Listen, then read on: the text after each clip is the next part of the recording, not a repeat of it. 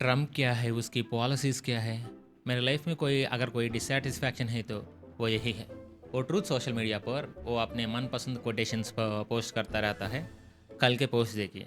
Post looks like we have lost India and Russia to deepest darkest China may they have a long and prosperous future together. इसका meaning लगता है हमने India और Russia को सबसे गहरी और अंधेरा चाइना के हाथों को दिया है। और फिर आप तीनों खुश रहो। रात को रोते हुए ये पोस्ट डाला होगा हमारे ट्रम्प ने। उसका एक नाम भी है, ब्रेकअप बादशाह ने। जब से ये आया है सबके साथ इसके ब्रेकअप्स ही हो रहे हैं।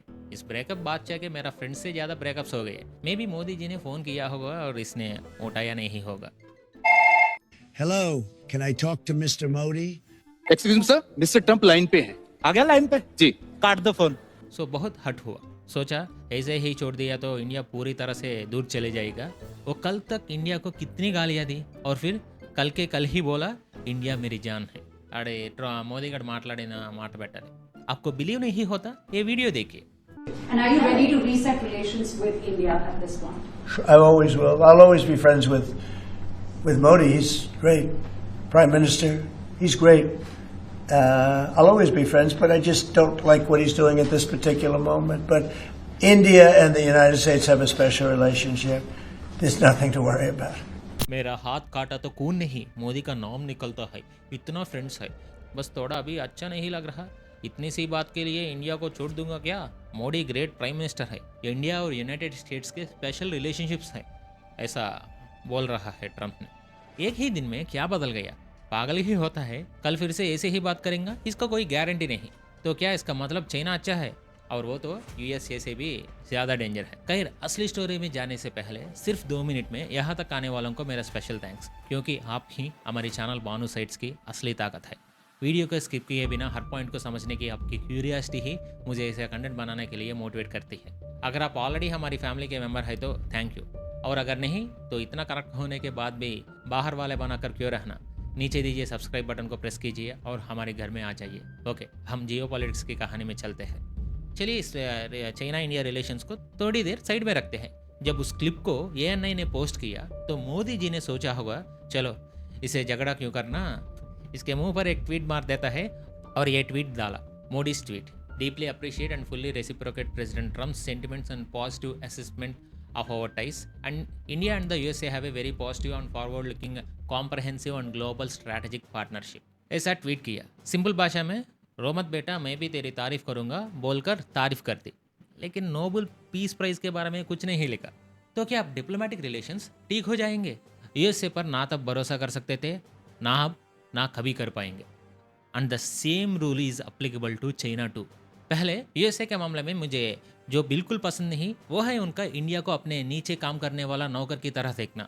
हमारी सच्ची दोस्त हमेशा रशिया और इजराइल ही रहे। हमारे मुश्किल टाइम में उन्होंने ही सपोर्ट किया। लेकिन हम किसी को भी ज़रूरत पड़े तो हम लुंगी उठाकर हेल्प करने पहुंच जाते हैं।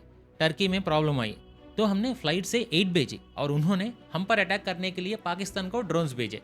इतने ही क्यों, श्रीलंका को हेल्प किया, यूक्रेन को हेल्प किया। एंड रिसेंटली अफगानिस्तान में कितना बड़ा भूकंप आया पता है? अफगानिस्तान में 6.0 मैग्नीट्यूड का एर्थक्वेक आया अगस्त 31 को। कितने लोग मारे जानते हैं?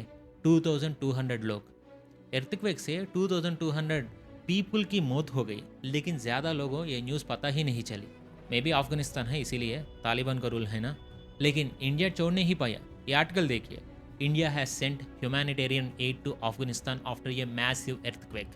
External Affairs Minister Dr. S. Jaishankar said that 21 tons of relief materials were airlifted yesterday. India ने अफगानिस्तान earthquake के लिए 21 टन्स मटेरियल प्लेन्स में भेजा। यस, जयशंकर जी ने बताया हमें क्या क्या भेजा। लिस्ट देखिए, blankets, tents, hygiene kits, water storage tanks, generators, kitchen utensils, portable water purifiers, sleeping bags, essential medicines, wheelchairs, hand sanitisers, water purification tablets, ORS solutions and medical consumables. इसे कहते हैं India. And of course Afghanistan people love India, so irrespective of government India helped Afghanistan. Afghanistan earthquake के बारे में एक छोटा सा brief देता हूँ। उसे भूकंप में मारे 2200 लोगों में से मेजॉरिटी पाकिस्तान बॉर्डर के पास कुनार प्रोविंस में मारे। एक और 3600 लोगों की इंजरीज हुई। ये तालिबान गवर्नमेंट का काउंट था। अफगानिस्तान के पूर इंफ्रास्ट्रक्चर की वजह से डेथ टोल और बढ़ सकता है। वहाँ अभी भी एर्थक्वेक्स आ रहे हैं। इवन सितंबर 4 को भी 5.6 मैग्नीट्यूड का एर्थक्वेक आया। Hope they recover soon. सो हम दूसरे कंट्रीज की हेल्प करते हैं, लेकिन रिटर्न में हमें मिलता है धोखा। कल अमेरिका का पतन वीडियो में मैंने कहा था कि ट्रम्प की गलतियां ही रिपब्लिकन पार्टी को हार को कारण बनेगी, बस अपोजिशन को पब्लिसिटी करना है। कल कांग्रेसमैन जोनाथन जैक्सन ने भी वही स्टेटमेंट दिया। वो एक डेमोक्रेट हैं। President Trump recklessness 50% tariff on India are tantamount to a sanction by another name. These actions have weakened trust, disrupted trade, and pushed India closer to China and Russia. That is a dangerous path and one that hurts our long-term national interests. लेकिन इतना सब होने के बाद भी Trump के चमचे अभी भी बकवास कर रहे हैं। ये देखिए, Howard Lutnick said, I think India is going to be at the table and they are going to say they are sorry and they are going to try make a deal with Trump. कौन है ये आलू बुकरा? US commerce secretary. Very cute little boy. इसका conference देखकर प्यार आ जाता है। इसने और भी बहुत कुछ बोला, तुम सपनों में भी जियो बेटा, रियलिटी में मत आना। इसलिए मोदी जी को ये चेचरा लेकर यूएस से जाना था UNJA मीटिंग के लिए। अब लग रहा है कि वो उसे कैंसिल कर देंगे। जो हमने सोचा वही हुआ। Looks like we have lost India वाला हमारे ब्रेकअप बादशाह का पोस्ट, उसका इंडिया ने ये साइलेंट रिप्लाई दिया। United Nations general assembly UNJA की रिलीज हुई फाइनल स्पीकर्स लिस्ट से मोदी जी का नाम गायब हो गया। ये UNG आखिर है क्या? सिंपल भाषा में ये हमारी गाँव की बड़ी पंचायती जैसा है, लेकिन पूरी दुनिया के लिए हर देश का चेयरमैन आकर एक ग्लोबल स्टेज पर अपनी आवाज़ उठाती है। It's the world's biggest open mic session. लेकिन इस बार द वर्ल्ड स्टेज पर हमारे मोदी जी नहीं जा रहे। उनकी जगह हमारे फॉरेन पॉलिसी के Virat Kohli external affairs minister Jaishankar ji को भेजा जा रहा है। वो जाएंगे तो ट्रम्प को कुछ भी केयर भी नहीं करेंगे। इसका मतलब जानते हैं? और इस जयशंकर को भेजने का मतलब जानते हैं? मीटिंग ज़रूरी है, हम अटेंड करेंगे, लेकिन तेरे साथ बात करके तेरी बगल में खड़े होकर फ़ोटो खिंचवाने की मूड में मैं नहीं हूँ। ये अमेरिका को जोर से और इज्जत से कहना जैसा था। और यहाँ पर असली ट्विस्ट है। जिस सितंबर 26 को मोदी जी को बोलना था, अब उस दिन पाकिस्तान और चाइना के लीडर्स आकर स्टेज पर लेक्चर देंगे। देखा सीन कैसे रिवर्स हो गया। इस डिप्लोमेटिक चेकमेट के बाद भी ट्रम्प के टीम को वो आलू बुकरा भी अभी भी इंडिया सॉरी बोलेंगे सपने देख रहे होगा। अभी भी इंडिया सॉरी बोलेंगे के सपने देख रहा होगा। So the message is loud and clear, India self respect is not negotiable. अब पाकिस्तान तो इस मीटिंग में पहले ही चल जाएंगे। सुना है ट्रम्प के शू पॉलिश खो गया है, मिल नहीं रहा। ऊपर से ट्रम्प की टैरिफ की वजह से शायद रेट्स भी बढ़ गए हैं, तो सोचा पैसे क्यों वेस्ट करना।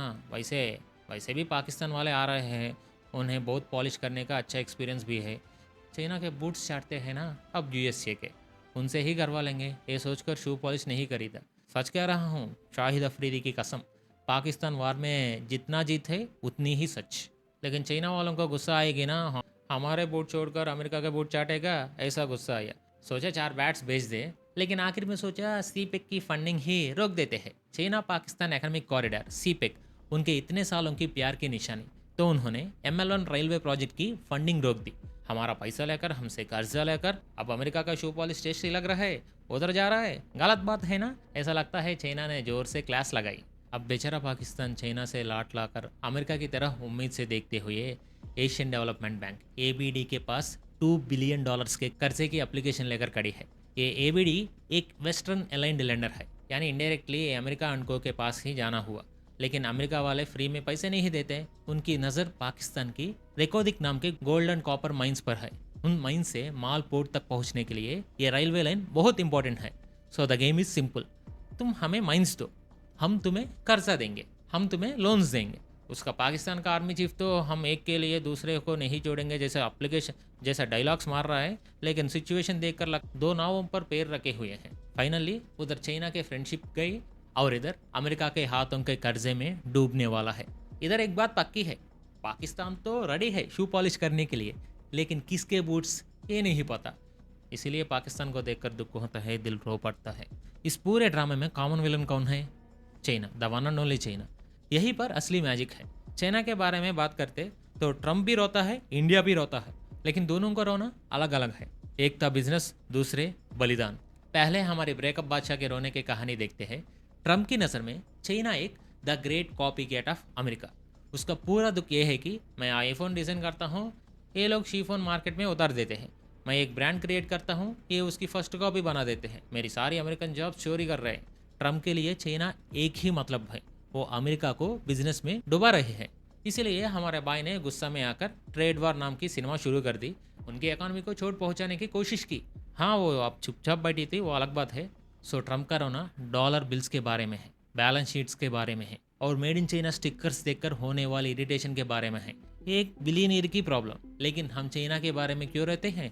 हमारा रोना बैलेंस शीट्स में नहीं दिखता, वो हर भारतीय के दिल में होता है। हमारा रोने वाला का नाम है गालवान वैली, हमारे रोने का नाम है हमारे 20 वीर सैनिकों का त्याग। ट्रम्प का झगड़ा पड़ोसी से तूने मेरा फैक्ट्री डिजाइन कॉपी किया वाली प्रॉपर्टी डिस्प्यूट जैसा है।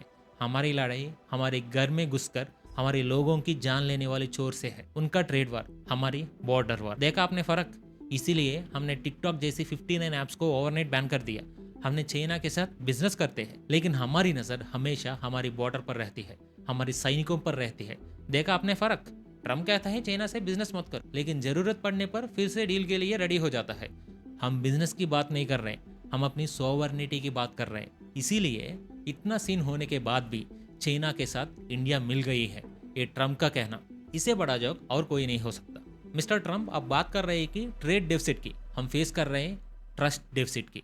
ये बात उस ट्रम्प जैसी वाली बेकार आदमी को समझ नहीं आएगी, ऐसा ट्रेड एक्सपर्ट्स कहते हैं। खैर, इतना कहानी के बाद हमारी ऑडियंस की माइंड में एक ही क्वेश्चन होगा, अमेरिका को दूर रखते हुए, चाइना से खुद को डिफेंड करते हुए, रशिया के साथ बिजनेस करते हुए इंडिया आखिर इस सर्कस को मैनेज कैसे करता है? फ्रेंड्स, इस सर्कस का नाम है multi alignment and India is the undisputed ring master. Simple भाषा में एक इंटरनेशनल रिलेशनशिप गेम है। इस गेम में इंडिया एक स्मार्ट ऑलराउंडर जैसा था, कॉलेज में सबके साथ अच्छे से रहने वाला स्टूडेंट। वो अमेरिका जैसे क्लास टॉपर के साथ प्रोजेक्ट्स करता है, रशिया जैसे बैक बेंचर के साथ क्रिकेट खेलता है और यूरोप जैसा कल्चरल टीम के साथ इवेंट्स में पार्टिसिपेट करता है। वो किसी के साथ परमानेंट गैंग नहीं बनता, किसी पर पूरी तरह डिपेंड नहीं होता। हमारी पॉलिसी बहुत क्लियर है, interest first, friendship next. America हमें क्वाड नाम की पार्टी में बुलाती है तो हम कहते हैं आएंगे, लेकिन हमारे रूल्स हमारे होंगे। उस टाइम रशिया S-400 नाम की बिरयानी बेचते हैं तो हम थैंक्स ब्रो बोलकर ले लेते हैं। जब अमेरिका आंखें बड़ी करके देखता है तो हम कूलली कहता है dude it's just a biryani, relax. इसे है स्ट्रैटेजिक ऑटोनॉमी कहते हैं। हम किसी के कैंप के प्लेयर्स नहीं, हम खुद एक अलग टीम है। अब इसी गेम में पाकिस्तान की परफॉर्मेंस देखते हैं। बेचारा पाकिस्तान एक कंफ्यूज्ड लवर जैसा, एक ही टाइम पर दो लोगों को इंप्रेस करने की कोशिश करके दोनों के हाथों बुरी तरह फेल हुआ। Scene 1, the America romance. Past में डिकेड्स तक पाकिस्तान ने अमेरिका से मैं तुम्हारा ही हूँ जैसा डायलॉग्स बोलकर बिलियंस ऑफ डॉलर्स की एड यानी पॉकेट मनी ली, लेकिन सीक्रेटली टेररिज्म नाम के साइड कैरेक्टर के साथ अफेयर चलाया। अमेरिका को यह बात पता चली और उसने गेट लॉस्ट बोलकर ब्रेकअप कर लिया। Scene 2, the Chinese rebound. Present, America breakup के बाद पाकिस्तान रोते हुए चाइना के पास भाग गया। चाइना ने मैं हूं ना बोलकर CPEC नाम के एक बड़ा लोन दे दिया, लेकिन वो प्यार नहीं, एक EMI ट्रैप था। अब चाइना पाकिस्तान के हर कदम को कंट्रोल करता है, उनके पोर्ट्स यूज करता है, उनके रिसोर्सेस लूटता है। ये रीबाउंड रिलेशनशिप नहीं, एक होस्टेज सिचुएशन था। देखा आपने फर्क? इंडिया ग्लोबल स्टेज पर चेस खेलता है, हर साल 10 कदम आगे की सोच कर चलता है। इधर पाकिस्तान म्यूजिकल चेयर्स खेलता है, हर बार म्यूजिक रुकने पर इनके लिए चेयर ही नहीं बजती और एक कर्जे के लिए किसके पास जाएंगे और एक कर्जे के लिए किसके पास जाइए, ये सोचते रह जाते हैं। हमारी फॉरेन पॉलिसी की तुलना SS राजमौली की लिखी स्क्रिप्ट से कर सकते हैं। ग्रैंड, स्ट्रैटेजिक, हर कैरेक्टर का एक पर्पस। पाकिस्तान की फॉरेन पॉलिसी एक डेली सोप ओपेरा जैसा है, कर्जा, धोखा, आंसू। इसीलिए जब ट्रम्प जैसे लोग इंडिया इज लास्ट बोलकर रोते हैं तो इसका मतलब है कि हम उनके हाथ नहीं आ रहे। We are no longer a follower, we are a balancing power and that is the script of new India. तो इस वीडियो के जरिए आपको थोड़ा नॉलेज मिला होगा, ऐसा उम्मीद करता हूँ। अब आप भी मुझे थोड़ा सपोर्ट दीजिए। आपका एक लाइक मुझे बहुत एनर्जी देता है, आपका एक शेयर हमारी फैमिली को बढ़ता है और आपका सब्सक्राइब बटन हमारे बंधन को मजबूत करता है। और हाँ, कल के वीडियो में ज़्यादा फन नहीं था, लेकिन बहुत अच्छी इन्फॉर्मेशन थी कि अमेरिका कैसे गिर रहे हैं और वो भी स्टैट्स के साथ। लेकिन उससे ज़्यादा इंपॉर्टेंट वीडियो था प्लेसिबो इफेक्ट वाला है, उसे ज़्यादा लोगों ने नहीं देखा, लेकिन देखने की कोशिश कीजिए। फ्यूचर में वो वीडियो आपको ज़रूर काम आएगा। Please subscribe and support.